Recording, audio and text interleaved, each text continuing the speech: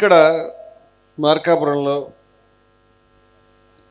పెద్దలు మిత్రులు హరిహరరావు గారు, వారి సహచరులు, నా మిత్రులు రజనీ కుమార్ గారు, పెద్దలంతా కూడా అత్యద్భుతమైనటువంటి ఈ యొక్క సమావేశాన్ని చూసి ఈ సమావేశంలో పాల్గొనేటువంటి ఒక అదృష్టాన్ని నాకు కలిగించినందుకు వారికి ధన్యవాదాలు చెప్తూ, సహస్రాబ్దాలుగా ఏ ధర్మం అయితే పరమ ఉత్కృష్టమైనటువంటి తత్వాన్ని చాటుతూ ఉన్నదో అటువంటి సనాతన ధర్మానికి సాక్షాత్కార రూపమైనటువంటి షిరిడి సాయిబాబా వారికి నమస్కరిస్తూ నేను ప్రారంభిస్తున్నాను. నేను హైదరాబాద్ నుంచి Hindus for plurality and equality సంస్థ ప్రధాన కార్యదర్శిగా ఉన్నాను. మేము చాలా హిందూ సమ్మేళనాలు, చాలా కార్యక్రమాలు చేస్తూ ఉంటాం. ప్రతి నెల కూడా మా ఆశ్రమంలో, మా యొక్క కార్యాలయంలో అనేక హిందూ కార్యక్రమాలు జరుగుతుంటాయి. 2 రోజుల్లో అంటే 7వ తారీఖు సాయిబాబా తత్వ ప్రచారకులైనటువంటి సాయి శ్రీనివాస్ గారు సనాతన కాహళి అనేటువంటి మా ప్రసంగంలో సాయి తత్వాన్ని గురించి ప్రసంగించబోతున్నారు. అదేవిధంగా 26వ తారీఖు అత్యద్భుతంగా రజనీ కుమార్ గారి ఆధ్వర్యంలో, గ్లోబల్ సాయి మిషన్ ఆధ్వర్యంలో షిరిడి సాయి యొక్క తత్వాన్ని, షిరిడి సాయి సత్యధర్మ వైభవం అనేటువంటి కార్యక్రమంలో రష్యా నుంచి వచ్చినటువంటి సాయి తత్వ ప్రచారకులు, అదేవిధంగా పలువురు పెద్దలు ప్రసంగించబోతున్నారు. ఇటువంటి కార్యక్రమాలన్నీ కూడా ఉన్నాయి. అయితే నేను పెద్దలు హరిహరరావు గారికి నేను చూసి ఇక్కడ మార్కాపురంలో ఈ వేలాది మంది ఉన్నటువంటి జనసందోహాన్ని చూసి ఆశ్చర్యపోయాను. నేను ఇక్కడికి వచ్చేదాకా అనుకున్నాను ఇక్కడ ఎవరు ఉండరు, ఊరికే చెప్తున్నారు హరిహరరావు గారు, ఎవరు రారనుకున్నాను. ఎందుకంటే బయట చాలామంది ఏం చెప్తున్నారంటే ప్రతిరోజు కూడా సాయిబాబా గారిని వదిలిపెట్టేస్తున్నారు భక్తులు, ఎవరు ఉండట్లేదు. ఏం మహా అయితే ఒక 5 సంవత్సరాలు, 5 కూడా కాదు, 2 సంవత్సరాలు, 2 సంవత్సరాలు కాదు, 6 నెలల్లోనే సాయిబాబా భక్తులంతా ఖాళీ అయిపోతారు, వెళ్ళిపోతారంటే నేను కూడా లోపల ఏమో అయిపోతున్నారేమో అని అనుకున్నాను. మరి ఇక్కడ చూస్తే మరి ఎన్టీ రామారావు గారు డైలాగ్ ఏదో నింగి పొంగిందా అని ఆయన చెప్పేవాడు. అట్లాగా ఇన్ని వేల మందిని ఇంత అద్భుతంగా, ఇంత క్రమశిక్షణాయుతంగా ఆర్గనైజ్ చేయటం, అదేవిధంగా సాయిబాబా వారు స్వయంగా ధరించినటువంటి కఫ్ని ఏదైతే ఉన్నదో దాన్ని దర్శనానికి అక్కడ పెడుతుంటే పెద్ద క్యూలో భక్తులంతా దాన్ని దర్శించడానికి గుండెలు ఉప్పొంగి గొప్ప తదాత్మ్యంతో, గొప్ప సంతోషంతో, పారవశ్యంతో దర్శిస్తున్న దృశ్యాన్ని చూసి నేను చాలా పులకిస్తూ ఆశ్చర్యానికి లోనవుతున్నాను. అదేమిటి మరి బయట అట్లా చెప్తున్నారు, ఇక్కడేమో ఇట్లా ఉన్నది, ఎక్కడ తేడా ఉంది, వీళ్ళకి ఏమో అర్థం కావట్లేదా అని నేను చెప్తా ఉన్నాను.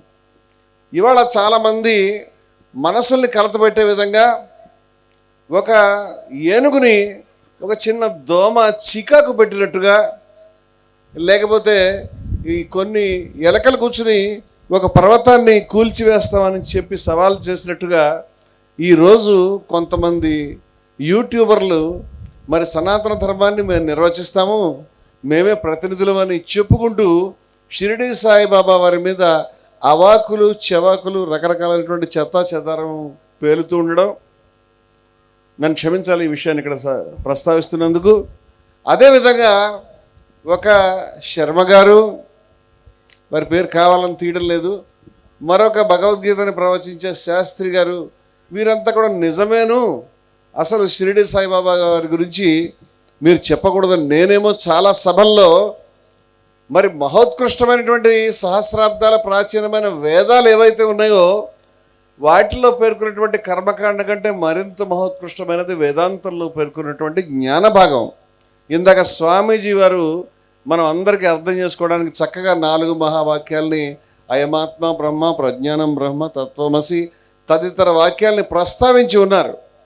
మనకి చదువుదాము అంటే వీలు లేకుండా అవి 10,000కు పైగా ఒక్క ఋగ్వేదంలోనే రుక్కులు ఉన్నాయి, తర్వాత ఉపనిషత్తులు ఉన్నాయి.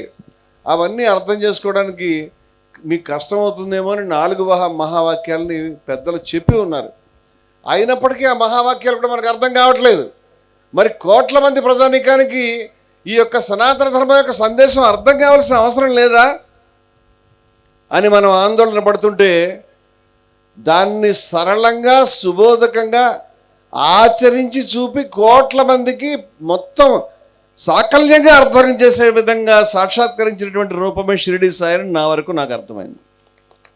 అందుచేత మీరు సనాతన ధర్మం గురించి తెలుసుకోవాలంటే సాయిబాబా వారి బోధనని, సాయిబాబా వారి జీవితాన్ని, సాయిబాబా వారి సందేశాన్ని, సాయిబాబా వారి ఆచరణని మనం అర్థం చేసుకోవాలి.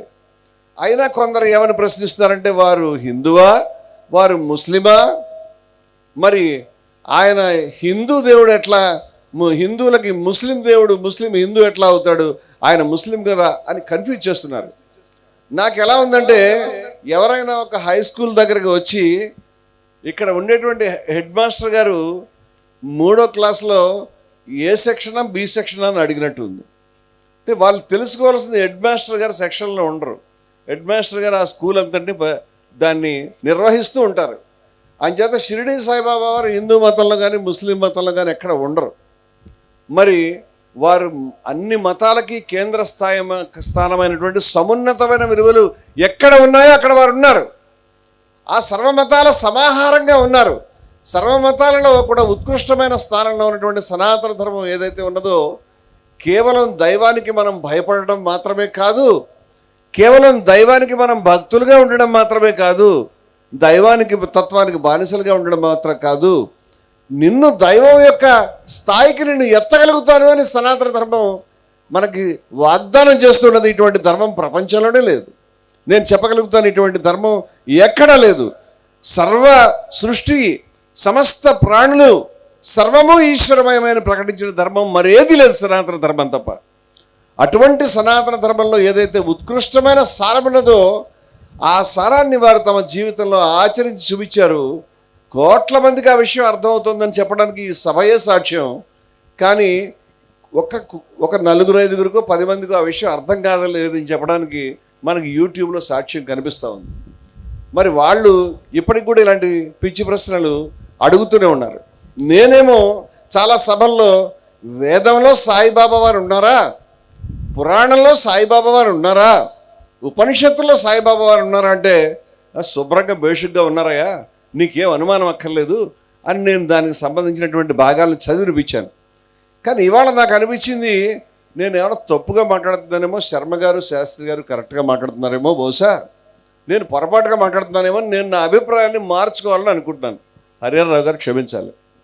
అందుచేత నా అభిప్రాయాన్ని నేను మార్చుకున్నానండి. మరి వేదంలో సాయిబాబా వారు లేరు, ఉపనిషత్తులో కూడా సాయిబాబా వారు లేరు, లేదా గీతలో సాయిబాబా వారు లేరు, పురాణంలో కూడా సాయిబాబా వారు లేరని నేను ఒప్పుకుంటున్నానండి. నాకు ఇప్పుడు అర్థమైంది ఆ విషయం. అందుచేత నా తప్పుని క్షమించండి. నేను ఎంతకాలం కూడా దాంట్లో ఉన్నారని చెప్పాను, దాంట్లో లేరండి. వాస్తవం ఏమంటే సాయిబాబా వారి జీవితంలోనే ఆచరణలోనే ఉపనిషత్తుల యొక్క తత్వం ఉంది. ఉపనిషత్తుల్లో సాయిబాబా ఉండడం కాదు, వేదంలో వారి అందే సమస్తం ఉన్నాయి. మనం రివర్స్లో చూసిన విషయాన్ని. అందుచేత మీరు చెప్పింది కరెక్టే బాబు, మేము ఒప్పుకుంటాం విషయాన్ని. వీరు ఇవాళ కూర్చుని ఏదైతే మాట్లాడుతూ ఉన్నారో ఇది అసందర్భమైనటువంటి ప్రలాపాలు. మీరు సాయిబాబా వారి యొక్క మూలాన్ని ప్రశ్నించడానికి మీరు చేస్తున్నటువంటి సాహసం ఏదైతే ఉన్నదో ఇది ఒక పిచ్చి వికారపు చేష్ట. సాయిబాబా వారి పట్ల మీరు వాడుతున్నటువంటి విశేషణాలు పరమ దుర్మార్గమైనవి. ప్రజలు మిమ్మల్ని ఏవగించుకుంటున్నారు, ప్రజలు మిమ్మల్ని తిట్టుకుంటూ ఉన్నారు. బయట సాయిబాబా గుళ్ళలో మీరు అనుకుంటున్నట్టుగా సాయిబాబా సభల్లో, సాయిబాబా సత్సంగాల్లో జనం తగ్గకపోగా ఇబ్బడి ముబ్బడిగా పెరుగుతూ ఉన్నారు. బహుశా ఇది మరి వారి లీల ఏమో కావచ్చు. ఇది అంతా కూడా సాయిబాబా యొక్క తత్వము, సాయిబాబా యొక్క బోధన.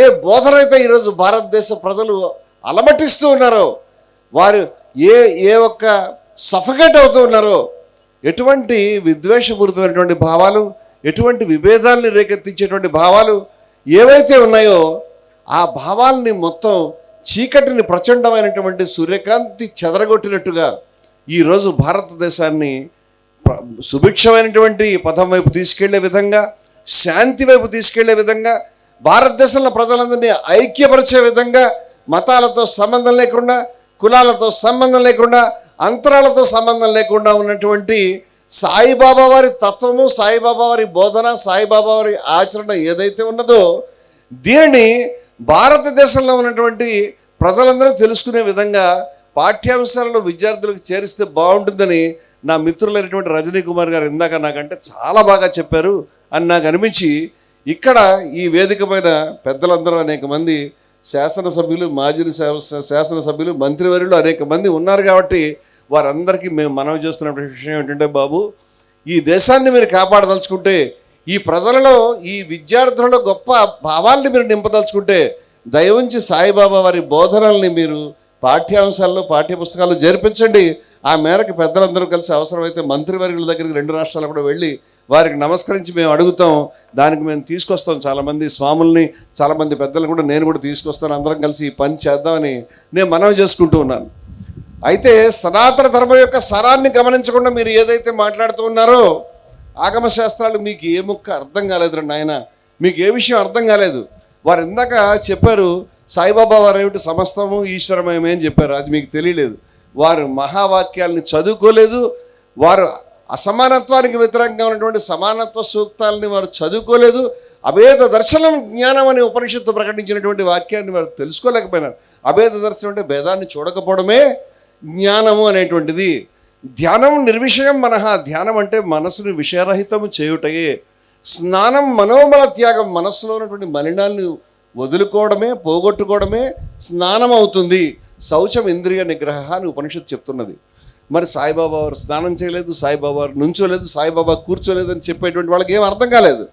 మొన్న ఆగమశాస్త్రాల్లో సాయిబాబా ఆగమశాస్త్రాలు ఎన్ని ఉంటాయో మీకు తెలియదు. వైష్ణవ ఆగమశాస్త్రాలు, శాక్త ఆగమశాస్త్రాలు, శైవ ఆగమశాస్త్రాలు, శైవ ఆగమశాస్త్రాలు సుమారుగా చెప్పాలంటే 28 ఎన్నో ఉన్నాయి. శాక్త ఆగమశాస్త్రాలు 64 ఎన్నో ఉన్నాయి. వైష్ణవ ఆగమశాస్త్రాలు 108 శాస్త్రాలు ఉన్నాయి. ఇంకా ఉపాగమాలు ఉన్నాయి. ఏం చదివావు నువ్వు? ఒక గుడికి పోలిక లేదు, ఒక సంప్రదాయానికి పోలిక లేనటువంటి భారతదేశంలో నువ్వు ఏదైతే వీటన్నింటినీ కూడా, సముద్రాన్నంతటినీ కూడా నీ టీ కప్పులో నువ్వు ఇమిడించాలని చేస్తున్నటువంటి ప్రయత్నం ఏదైతే ఉండదో, ఈ పిచ్చి పిచ్చి మాటలు ఇవి చాలా పొరపాటు. మీకు సనాతన ధర్మం అర్థం కాలేదు. మనిషిని ద్వేషించమని, మనిషిని దూషించమని, మనిషిని భేదించమని మీరు చెప్తున్న సనాతన ధర్మమా? అందరూ కూడా విభేదాలు లేకుండా ఉండండి, అందరూ ఒకటే, ముస్లింలు హిందువులు ఒకటే, ప్రజలందరూ ఒకటే, కులభేదం లేదు అని చెప్పినటువంటి సాయిబాబా వారు చెప్పింది సనాతన ధర్మమా?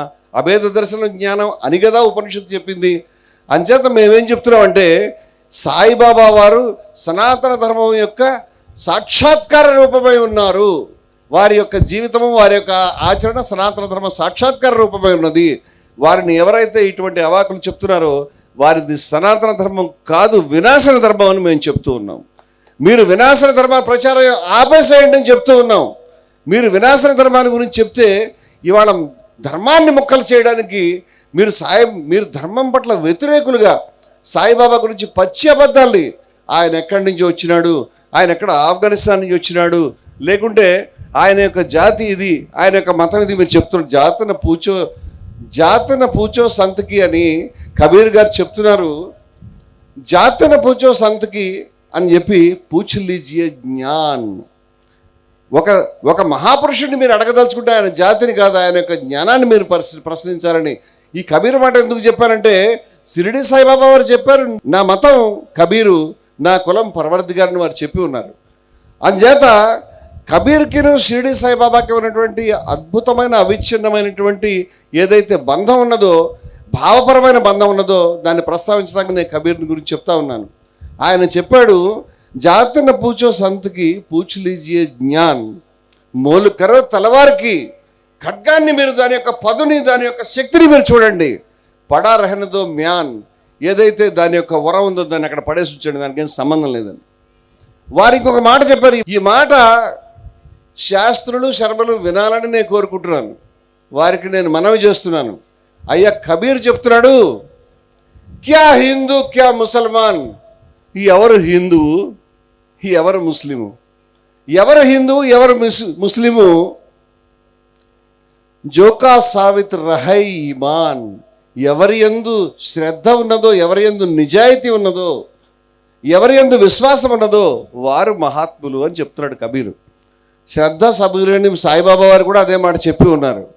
హిందువుల ముస్లింల విషయం కాదు ఇది. మరొక విషయం, సాయిబాబా బ్రాహ్మణుడు అనే చెప్పేటువంటి ఒక గొప్ప ప్రూఫ్ని కూడా కబీర్ గారు అందించారని నేను ఆశ్చర్యపోతున్నాను. ఎందుకంటే ఈ యొక్క దోహాలో 2వ లైన్ ఉంటుంది. వారు చెప్తారు, బహుశా శర్మ శాస్త్రుల వారికి ఇద్దరికి కూడా, క్యాజో పడియా వేద్ పురాణ్, ఏమయ్యా వేదం పురాణం చదివావు, ఏముంది దీంట్లో? క్యాజో పడియా వేద్ పురాణ్, ఏముంది దీంట్లో? సో బ్రాహ్మణ్ వజై బ్రహ్మజ్ఞాన్, ఎవరు బ్రహ్మజ్ఞానాన్ని అందుకున్నాడు వాడు కదయ్యా బ్రాహ్మణుడు అని చెప్పారు. అందుచేత సాయిబాబా వారు బ్రాహ్మణ జ్ఞానం అందుకున్నారు అని చెప్పడానికి సాయి సచరిత్రలో మీరు తిన్నగా కనీసం 3-4 అధ్యాయాలు చదివిన, మొత్తం పుస్తకం కాకపోయినా, ఏదైతే ఉపనిషత్తుల్లో తైత్రీయంలో కానీ, శ్వేతాశ్వతరంలో కానీ, మాండుక్యంలో కానీ, ముండకోపనిషత్తులో కానీ బ్రహ్మజ్ఞానులకు సంబంధించినటువంటి వర్ణనలు ఏవైతే ఉన్నాయో అవన్నీ మీకు కనిపిస్తాయి. అవన్నీ కూడా సాక్షాత్కార రూపమే కనిపిస్తాయి. మరి అటువంటి బ్రహ్మజ్ఞానిని, అటువంటి ఆత్మజ్ఞాని గురించి మీరు తెలియకుండా మీరు మా పుస్తకంలో లేదు, మా శాస్త్రంలో లేదని మాట్లాడితే మీకు ఏమీ తెలియలేదని మేము అనుకోవాల్సి వస్తుంది. ఆదిశంకరులు ఎందుకండి ప్రశ్నించారు? నమే జాతి భేద నమే మృత్యు శంక అని వారు ఎందుకన్నారు? నా యజ్ఞం, నా వేదం, నా తీర్థం, నా పుణ్యం అని వారు ఎందుకు చెప్పారు? మీకేం అర్థం కాలేదా? సనాతన ధర్మాన్ని గురించి అర్థం చేసుకోవడానికి మొదట ప్రయత్నం చేయండి అని శాస్త్రులకి, శర్మలకి, యూట్యూబర్లకి చెప్తూ ఆ యొక్క విషయాన్ని కోట్ల మందికి అవగతమయ్యేలా చాలా సుస్పష్టంగా ఆచరణలో తన యొక్క బోధనలో సరళంగా ఆచరించి సాక్షాత్కరించి చూపించినటువంటి సాయిబాబా వారు ఉండగా 2 ఏళ్ళు కాదు, 5 ఏళ్ళు కాదు, సహస్రాబ్దాలైన సనాతన ధర్మం వెలుగుతూనే ఉంటుంది అని చెప్పి నేను సెలవు తీసుకుంటాను.